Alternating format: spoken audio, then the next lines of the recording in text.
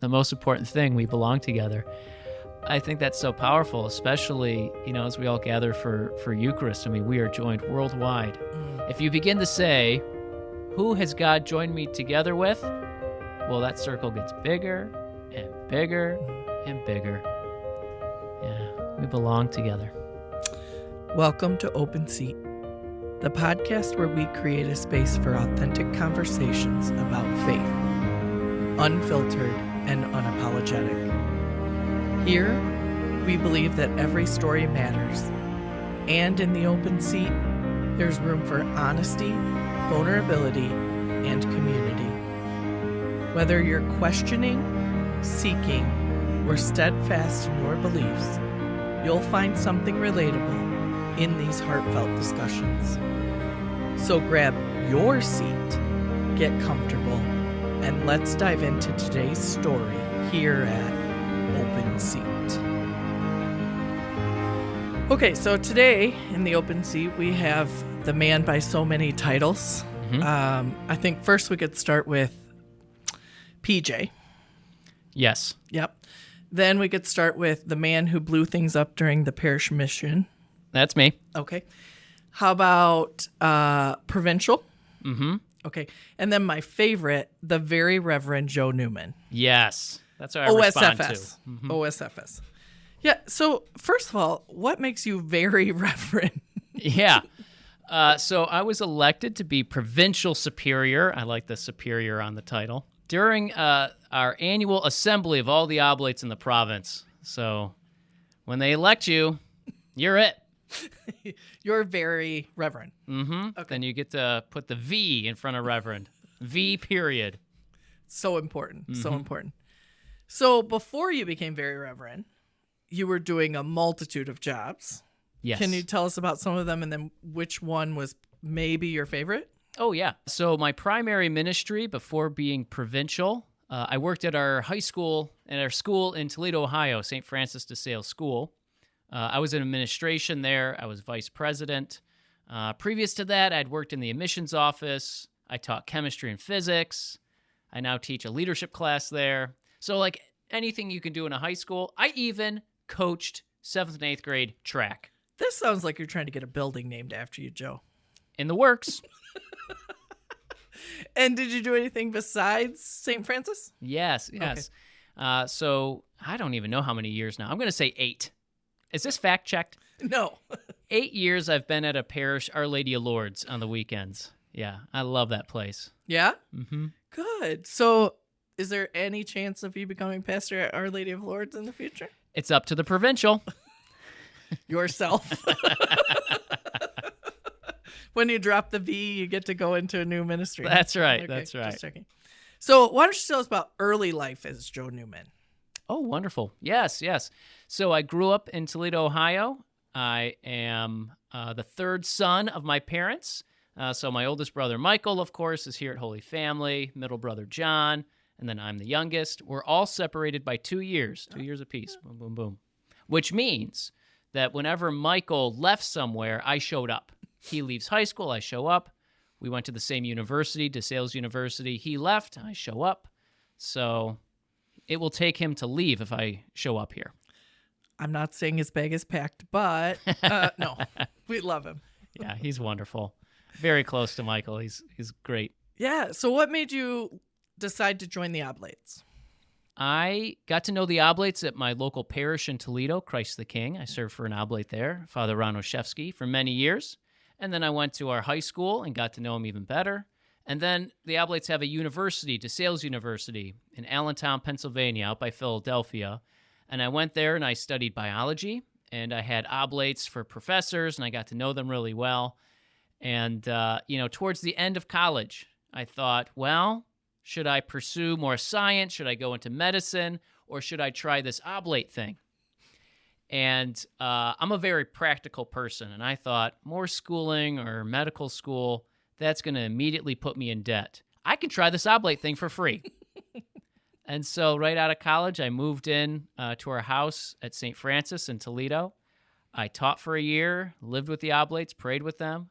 I fell in love. Well, we're glad you're an Oblate, too. Thank you. Because you get to do the parish mission and Yes. various other things. What about Salesian spirituality attracts you?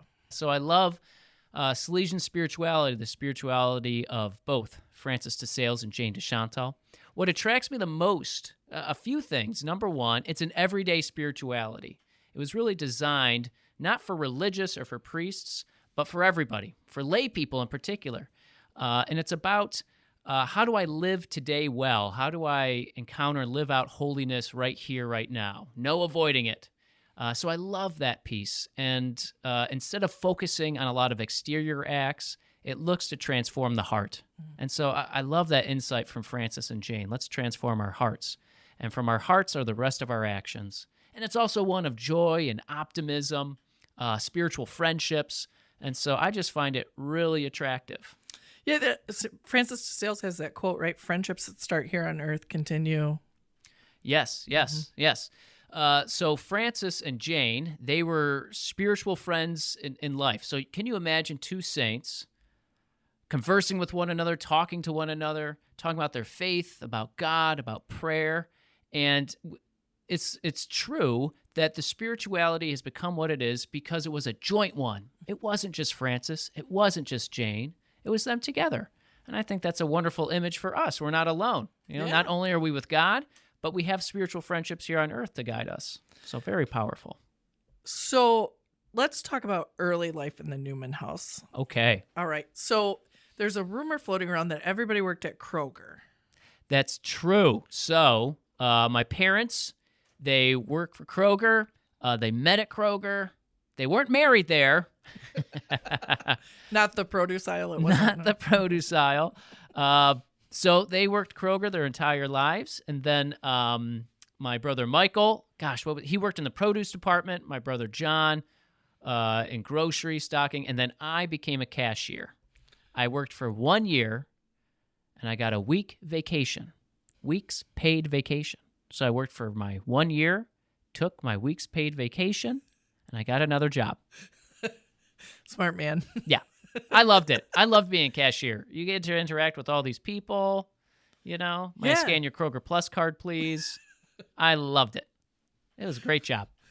Sounds like it's worth it. Unfortunately, we don't have a Kroger in the area, so, we're missing out, I know. But Myers would be the equivalent. Oh, okay. Yes, the competitor. We always got to add that in.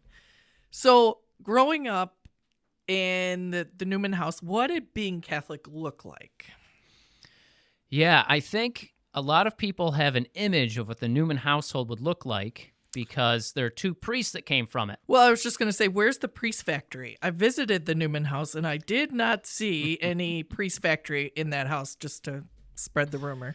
Yeah. I can tell you this. It was very normal, right? Very normal. School, sports. My middle brother John and I, we fought all the time. Michael was the peacemaker. But I can tell you we were blessed with two wonderful parents, Mike and Andrea. They gave me the one thing that I think is the foundation of both of our vocations. They gave us love, unlimited love, unconditional love. I have never questioned that. And I think that love allowed us the freedom to say, let's do this. Let's do this. So I always saw our vocations, priesthood, anything, our vocations. It's not as if God says, I have one thing you have to do, and if you choose wrong, you're going to be unhappy the rest of your life. I don't think God is like that. God gave us freedom. So I always had a sense God said to me, you can do any of these things, pursue different occupations, married life, single life, religious life. You can do anything. You can be happy with any one of those. You get to choose. It'd be so nice to be told what to do. You can always blame someone else if it doesn't work out. This is true. When God says you get to choose, wow. And so how am I connecting that to my parents' love? They allowed me to choose. So it sounds like the Newman household was not a priest factory, but in fact normal. That's right. Very normal. Broken limbs, skinned knees, arguments. And did you play any sports growing up? Oh my gosh, let's see. Soccer. Oh, yes. I was a goalie in my CYO soccer team.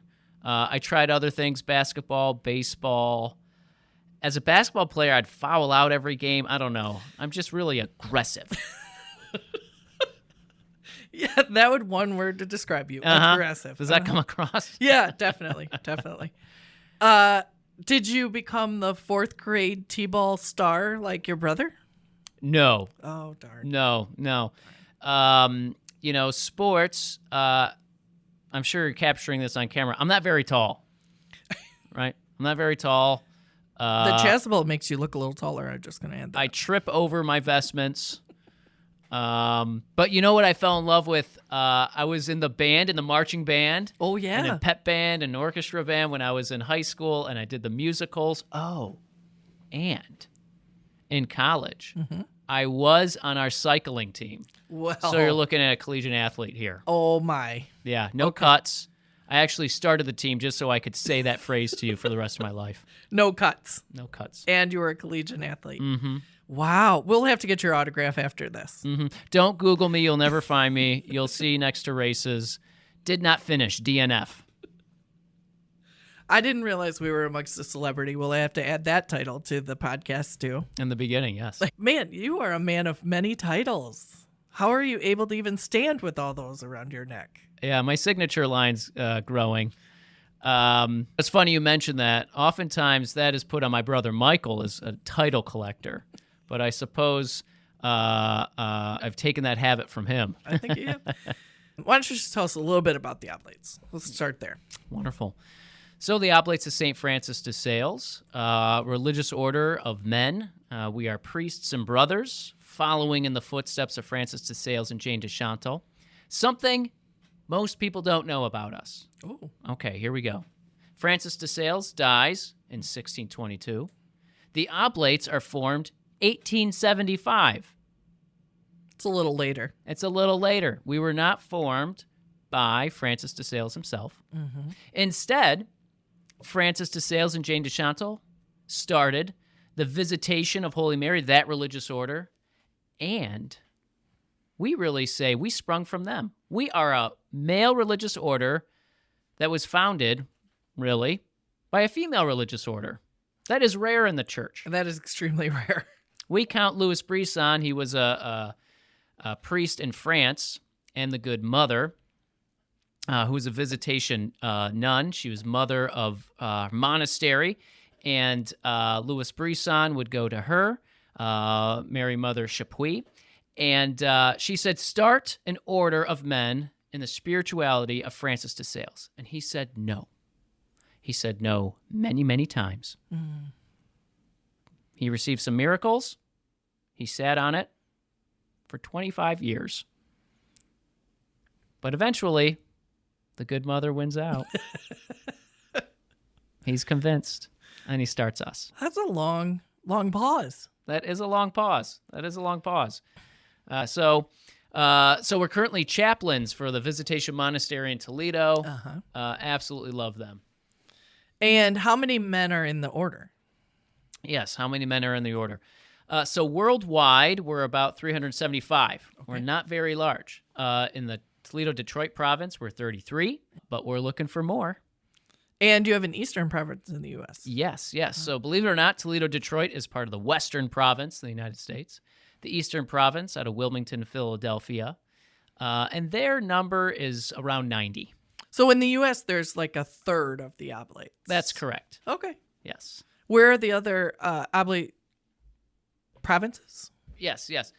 Thank you for putting me on the spot. Usually I miss one when I start to name them all. I hope the Oblates pick this up and run with it. So we'll see what happens. So there's 2 in the United States, Toledo, Detroit, Wilmington, Philadelphia. We're also in South America. Mm-hmm. I'm holding up my fingers to count them. This is going to be good. Also in Europe, we have German-speaking, we have Netherlands, we have French-speaking, we have the Italian. In Africa, we have South Africa. We also have a place, Benin, which is part of the French-speaking. And we have an Indian province. And I'm sure I probably am missing one, and that will come out later. We look forward to that. What is your job as provincial of the Oblates? It's to record podcasts. So my job as provincial, my primary role is to lead and focus on relationship within the Oblates themselves. It's called internal ministry, which means I work for the guys who elected me. So I work for them.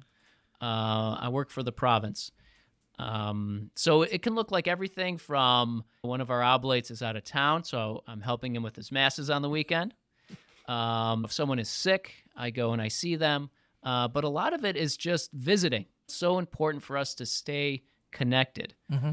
And so a lot of it is visiting and getting to know one another and talking about our lives and our faith, our relationship with God and relationship with the Oblates. And the Oblates have some pretty unique ministries.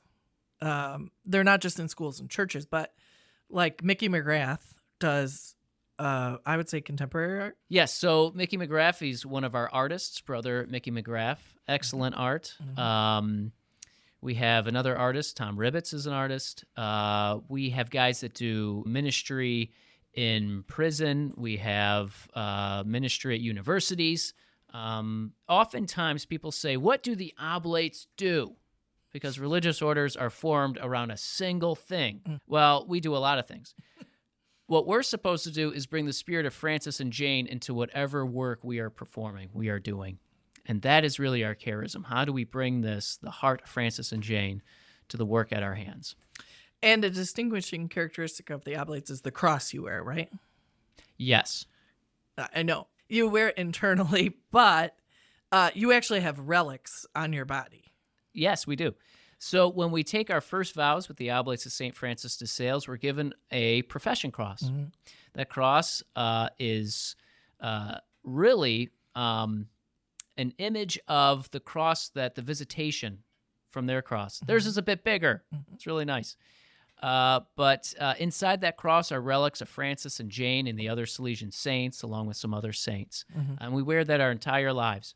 And in fact, it's one of the most powerful things as provincial when an oblate dies.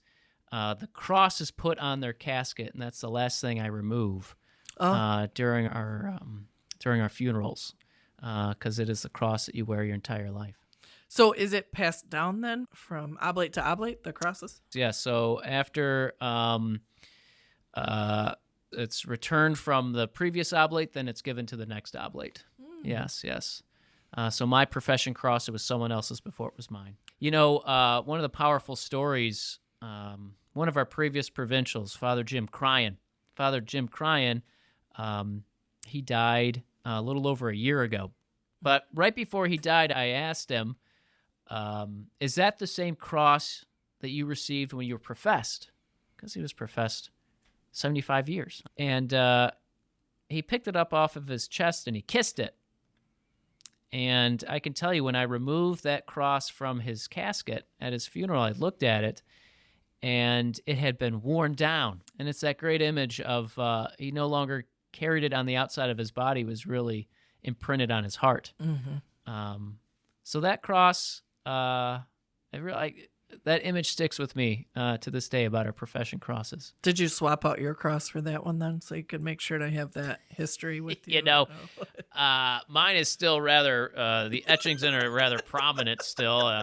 There's still some time for it to imprint itself on my heart, so hopefully there's enough time for that. I'm sure there will be. And you might be kissing it the longer you are provincial. And that's true. That's absolutely true. What other ministries besides art might the Oblates be in that are a little different? Well, I love this. You're putting me on the spot here. I'm sorry. Do you have one in mind? I just mean like you said most charisms are built around one particular thing, which is true. But I know that the Oblates, like, they do art, but then there's missionaries in foreign countries. There's, Oh, yeah. So there's a lot of different things that you do. I'm trying to give you a free vocation appeal here. Oh. So from our foundation, the way we were approved as a religious order, we started as missionaries. In fact, one of the stories So Louis Brisson, he founds all of these schools in France.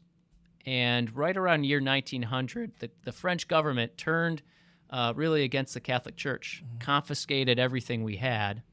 And by this time, Brisson was really old. And so at the end of his life, he thought he lost everything. But at the same time, he was sending missionaries around the world because we were not permitted in France. He sent us to the United States. And so we're really here because our story is one of resurrection. You know, we were sent after losing everything. We were sent out, and because of that, that spirit reached my ears, and so I never forget that even when things seem like they're crumbling or we're losing it all, that's how we were birthed. In the hope of the resurrection. Yes. Yep. So every year you celebrate Easter and your Salesian spirituality. Oh my gosh, yes. And next year's a big anniversary. Yes. So, as you know, as we are approaching 2025, we were formed in 1875, so we're going to be old. So we need to know where to go to the party at, Joe. Well, as you know, I'm well known for my celebrations. So we are hosting several events across our places in this province. And who is helping to head that? Father Michael Newman, thank goodness. An equally good party planner. An equally good party planner. Perhaps the Newmans could be declared party planners. You know, I wonder if there's a patron saint of party planners yet. It could be if something not, we aim for. I'm looking at Father Joe. So really, though, is there anything we could look forward to celebrate this big feast with your community? Yes. So right now we're exploring several things. We're exploring a speaker series across our ministries. And most of our ministries right now are kind of clustered in this area, Adrian, Toledo area, Camp de Sales. And so we're looking at celebrations at each one of those and also something that connects all of our ministries in the area. Okay. So yes, in fact, the group, the party planning committee, our Jubilee planning committee, just met about a week ago to start putting some more details down. All right. Yeah. And the big question, I'm sure, on everyone's mind every year is Father Mike going to stay at Holy Family? Because you do have the power to control that, do you not? Yes. Michael does take a vow of obedience to me. Seems appropriate. Yes. Michael loves it here. He loves it, Holy Family. And I can't tell you how grateful I am for the love that this parish has shown my brother. It's just incredible.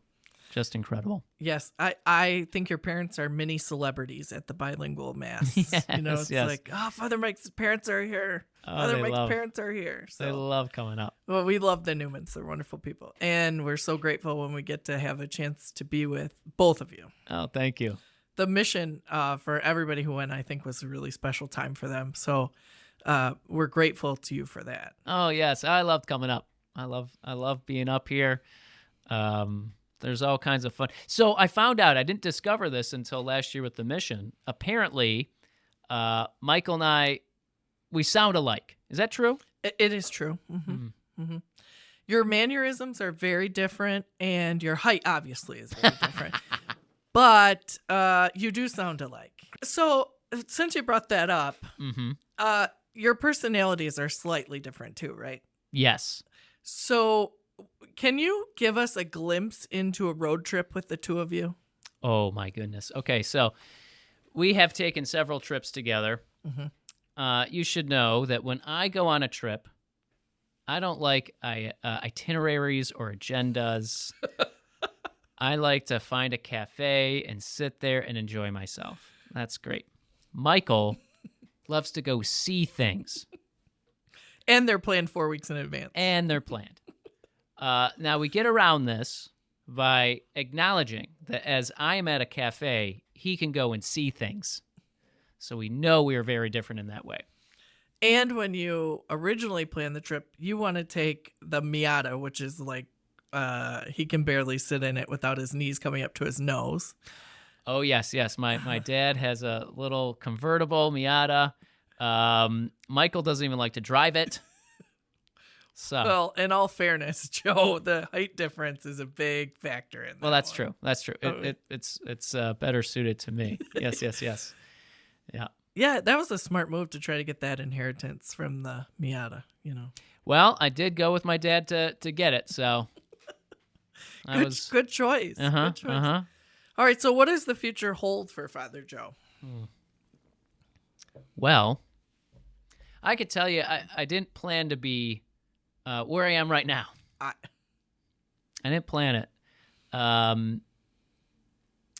The future.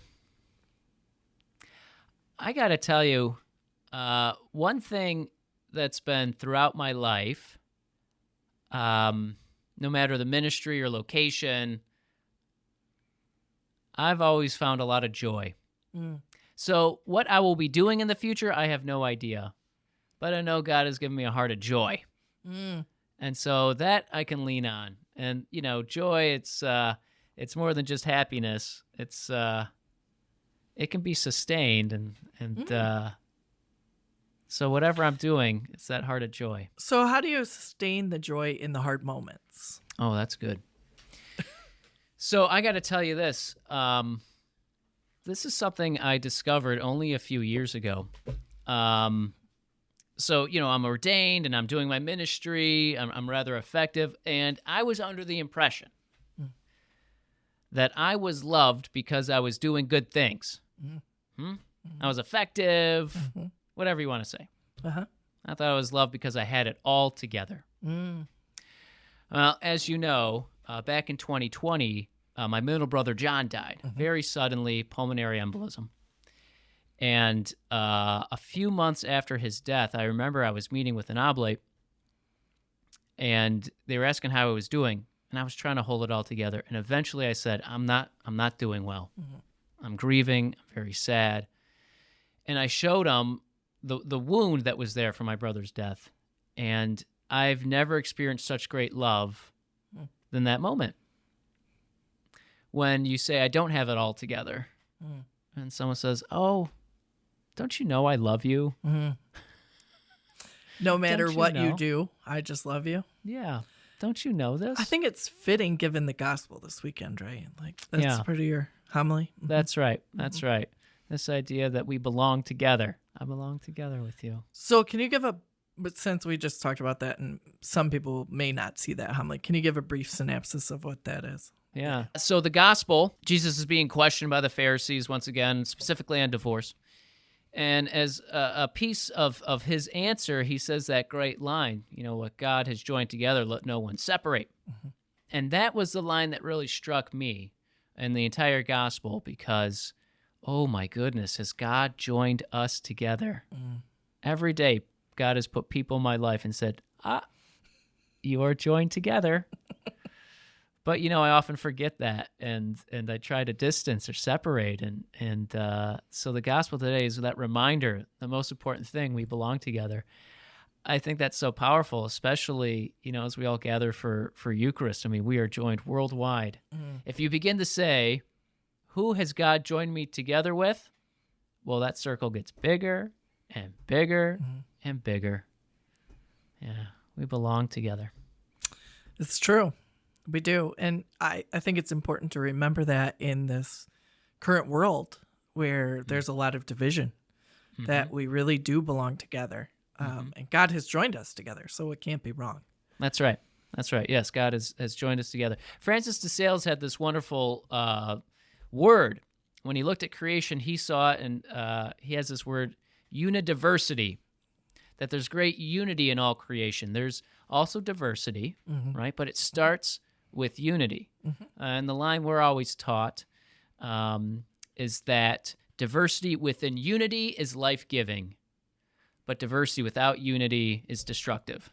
And so it's once again gathering this idea of we belong together. It's diversity within this wonderful unity. So you've given us so much wisdom today, Father Joe.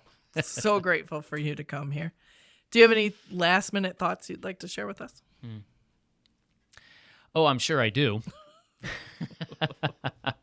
I'm sure I do. Let's see, some last-minute thoughts. One of the things I've been working on in in my own life, in my own spiritual life and relationship with God, I've been trying to spend this entire year thinking about this question. When I think of God, tell me the story of when you fell in love. I've been thinking about that a lot. When did I fall in love? You know, I learned about God from a very early age, but eventually you fall in love. So I've been spending a lot of time this year thinking about that. So I invite people to do the same. You know, I do that when I sit down with couples. I say, "Oh my gosh, how did you meet? When did you fall in love?" And they tell me. And I think that's the same question we have with God. Oh my gosh. When did you fall in love? It causes for a pause in our lives, right? Yeah. Because you would generally say, "Oh, well, I grew up Catholic. I went to church. I did this." Ooh, when did I fall in love? That's a deeper question. It is. Yeah. Wow, I don't think we're paying you enough to be here to ask that question today, Father Joe. Thanks for that. Well, I get to steal this mug. Yes, I mean, who would not want a Holy Family mug? I love it. 3 sips and you're gone. So I just really want to thank you for joining us today. Katie, I love being here. It's so good to have you, and it's so refreshing to have another voice in this world, one of love and one of unity and how we belong to each other. And so as we go forward, I just invite everyone to invite whoever's next to you to enjoy the open seat. And I thank Father Joe, and we'll see you again, I hope, soon. Yes, absolutely. Thank you so much for having me. This is wonderful what you're doing. Thank you, Father Joe. We'll talk to you later. All right.